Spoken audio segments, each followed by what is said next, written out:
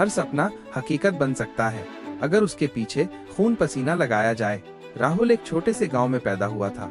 मिट्टी के घर, टूटी हुई किताबें और सपनों से भरी आंखें।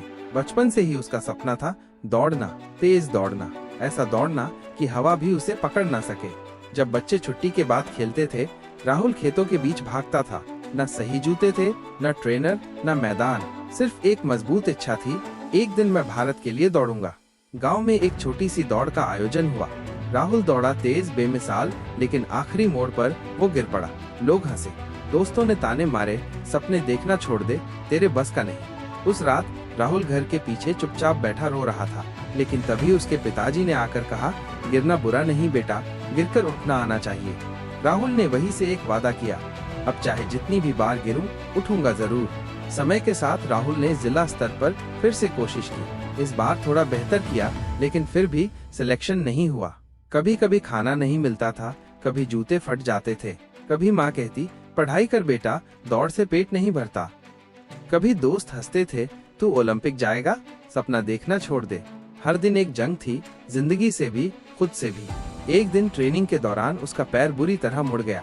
डॉक्टर ने कहा, अगर दोबारा दबाव डाला तो हमेशा के लिए लंगड़ा जाएगा। राहुल को लगा सब खत्म हो गया। हफ्तों तक वो बिस्तर पर पड़ा रहा, कभी आसमान को देखता, कभी आंखों में आंसू लेकर अपने पुराने दौड़ते हुए पलों को याद करता। उसके सामने दो रास्ते थे, हार मान ले जैसे सब कह रहे थे, या फिर दर्द को सहकर सपनों के लिए फिर से खड़ा हो जाए। राहुल ने दूसरा रास्ता चुना। धीरे धीरे दिन रात खुद से लड़ता रहा, छोटे छोटे कदम उठाए। पहले दीवार पकड़कर चला, फिर बिना सहारे चला, फिर धीमी दौड़ शुरू की। राहुल जानता था कि अब उसकी ताकत सिर्फ उसके पैर नहीं है, उसकी ताकत है उसका जिद्दी दिल। उसने खुद से एक चैलेंज लिया, 21 दिन तक रोज सुबह 4 बजे उठूंगा, चाहे जो हो। बारिश आई, वो दौड़ा। तेज ठंडी हवा चली, वो दौड़ा। शरीर ने दर्द से चीखना चाहा, लेकिन राहुल ने हार नहीं मानी। हर दिन वो थोड़ा और मजबूत हो रहा था। 3 साल बाद ओलंपिक के क्वालिफाइंग ट्रायल्स का दिन आया। राहुल अब पूरी तरह तैयार था, लेकिन ट्रायल से एक रात पहले उसकी माँ बहुत बीमार हो गई। डॉक्टर ने कहा, माँ की हालत नाजुक है। राहुल फंसा हुआ था, माँ के पास रहे या ट्रायल्स में भाग ले।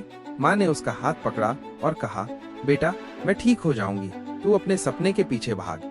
राहुल आंखों में आंसू लेकर ट्रायल्स के लिए निकला। दौड़ शुरू हुई।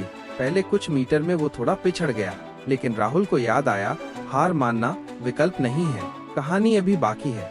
उसने अपनी पूरी ताकत झोंक दी, तेज और तेज और तेज। आखिरकार फिनिश लाइन पर वो सबसे आगे था। राहुल सिलेक्ट हो गया था। उसके गांव में ढोल बज रहे थे। लोग जिनकी हंसी पहले ताने बनकर गूंजती थी, अब उनके मुंह से जयकारे निकल रहे थे। माँ की आंखों में खुशी के आंसू थे। राहुल अब उस छोटे गांव से निकलकर भारत के सबसे बड़े स्टेडियम तक पहुंच गया था।